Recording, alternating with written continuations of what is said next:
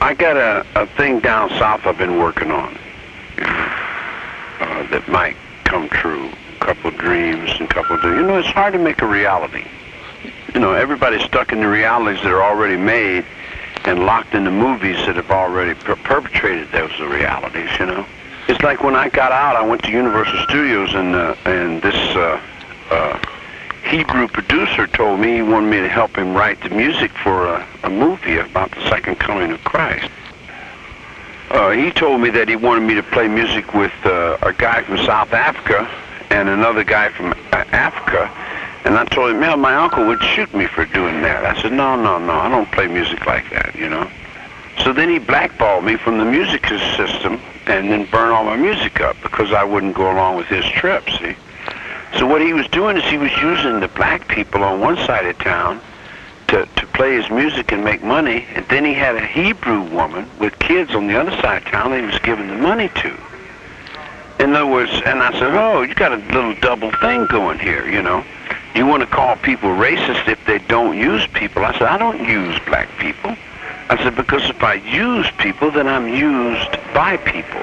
So I don't want to be used by anyone, so therefore I'm not going to use anyone, So we had a big thing there, and I was going to shoot him, but then I thought, well, if I shoot him, I'll go back to the penitentiary, and I didn't want to shoot him, because I didn't want to go back to jail.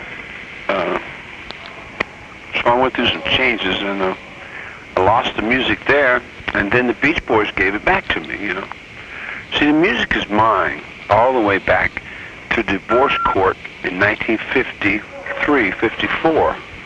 But people keep stealing it because I don't have any backup. I don't have a brotherhood that I'm supposed to have that ways it goes because they use the money for a brother like this. I was supposed to do an interview with Ireland. Ireland came back to the interview with Donahue. I was supposed to do an interview with Donahue. Vincent Bugliosi, the Italian, calls a black woman who works with Donahue and tells her that him and I are going to do this interview. You dig?